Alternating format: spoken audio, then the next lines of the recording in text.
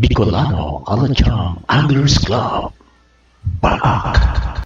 And now, ang ating mga mamimigwit na Alachangers. Sa mga kaulay, ang Baag founder, si Kuya Phil Francisco. Siyertong din na po ni mapapara. Ayan. Ngunyan, October na po. Ano ang magayon na fishing ground ngunyan? Dagat o salog?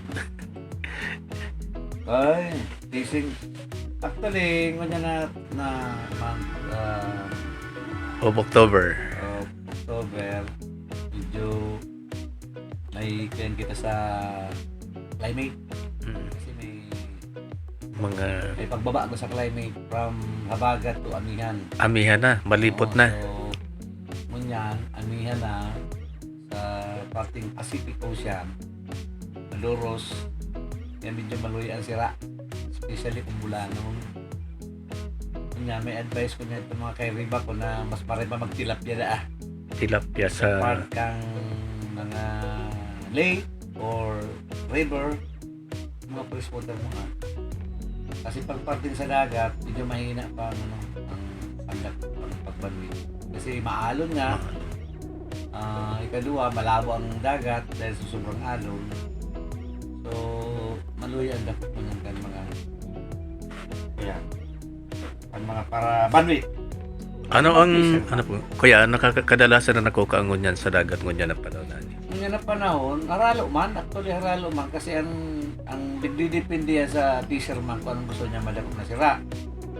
Kasi kung may mga pangulong baga dyan, may mga babanwit lang, handline, ang mga sira na kukuha kan mga nag-handline, mga suos, ikiro, ay ano, bakong ikiro itong ano to, karong klaseng sira. Yan, abo, nababanit pa ng abo. Tapos, palana. Yan, ang mga nakakasurubad mo yan. Saka itong dupit. Itong Lupit. napod na Tabangong. o pagdakula na pagsalit pa dupit yan. Itong kanduli. Kanduli. Yan. Nung sa Tagalog, kanduli siya. Kanduli. Yan ang mga mo niyan. Kaya lang, medyo maalon. Mahina ang pagdakop. Pag maalon kasi, mahina man ang mga nagladakop kayo ni Siratan, mga baruto nila. Kung araw kan mga troll, mga fishing vessel, na talagang stable yan sa alon. Kung araw kang kayang yan mga dikatig na yan, dahil sila nakakapaglaya ng matultol. So, mahina man makadakop. Okay po. Message na lang sa mga parabanwit baag. Mga next month, baka kumalma ng dikit. Baka bumalik na itong mga pagdakop ng mga sirang dagat.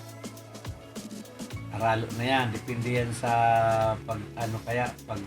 paggamit ng lure o usahin ka by bottom fishing, trolling, jigging, kaya itong rock fishing, onshore, offshore. Ang game kang mga parabanit niya. Depende yan sa hindi kung gusto nila mag-offshore or onshore. Pag Okay. onshore kasi, yan ka lang sa pangpangan dagat. Sa mga gagapuan ka lang. Pag offshore, yan ka sa tao kang dagat.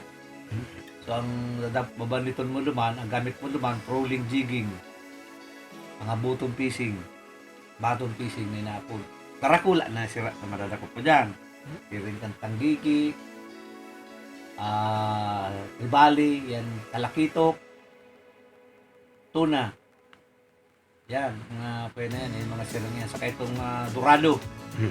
Yan, ang mga sira na masasabad mo niyan. Itong rumpi na inaapod din da. Rumpi. Oo. Nagaruman lang yan da barakuda. Ako talaga ang sira digdi sa tuya. Ano? Lalo na digdi sa Bicol. Dako lang sira tadi sa tuya. Sa totoo lang, ang kaso lang, minsan inaabuso man kang ibang fisherman, lalo na itong may mga illegal fishing na inaapod, sirintang dynamite fishing, itong paglaag ng Kuryente. Itong lason. Lason, cyanide. Cyanide yan. Paglag ng cyanide sa mga corals para lumuwas ang sira, kukuha na nila. Di ang sira yan sa lag ng labot, susumpitin niya ni cyanide, aabangan naman ng net. Kapag lost yan, hilong-hilong na yan, diretso na yan sa net. Kung man, i-spiro na lang nila. Okay. Yan ang mga paninda. Ang gamit nila kayan, itong inaapod na kompresor. Alabaon niya na hose. May panlalop sila yan para maka-sustain sila sa lahat ng dagat. Okay po. Tubig. So, Saro yan sa mga illegal fishing. Tapos, sa part naman kan mga gilid-gilid na ang lake or sa river o mga saralit na creek. Ang iba dyan, kuryente ang ginagamit. kuryente. Electric fishing, tinapon. So, yan man, adaklan man kayan, pag kinurinti mo, maski yan, pinakasaralit na sira, ganun yan. Dahil mo yan makukuha, salit. Ang Maski makukuha mo na si Dakula. Mga nadamay pa si paski mga Dakula. fingerlings, ano? Amo. So, ano po ang advocacy sa baak ta kita mga anglers? Advocacy kan baak, pinagkaaronan man nila. Mag-isaro kita sa maprotektar kang environment. Sa tuwing natural resources. So maglalinig kita, kasi kita nagbabanwit kay panan malinig ang sa tuwing banitan, kaya kita magapunggat ng mga plastic. Tayo kaya mga parabanwit na may mga balon dyan na may mga plastic, kung minsan inaarapon man lang, isa man niya sa contribute sa pag-ati ang sa tuyang natural resources na dapat ang atamanon. Magmantini kan mga dapat na itong pagsalit pa itong napon na catch and release. Ikaw kaya dyan, maski sa salit, tsatsagaan. Pero, iba kaya talaga, di mo yan masabing, di ko ano tako yun ang pagbuhay. Okay. Di na kita magkarugluman, takit, taging fishing kita eh. Bakit kita hanap buhay. So, pag nakaigaw kita ng pagkakataon na makasubad ng salit, buhay anta, putasan ta. Tamada kula pa yan. Hayaan mo na si itong mga parang dakop dyan na nagtsatsaga kayan ta. Dito na yan magpipindin. Yun ay nanghanap buhay nila eh. Ang anutan lang yan, bukas yata dyan, sabihan ta na lang sinta na, kung mo pipili, butasan na. Tanganing, mapakinabangan mo. Itong pagkakula talaga, itong pinaka-the best na. So yan. Saka pag-control kan mga ining inaapod na nag-illegal fishing kung sakaling makahiling kita kaya.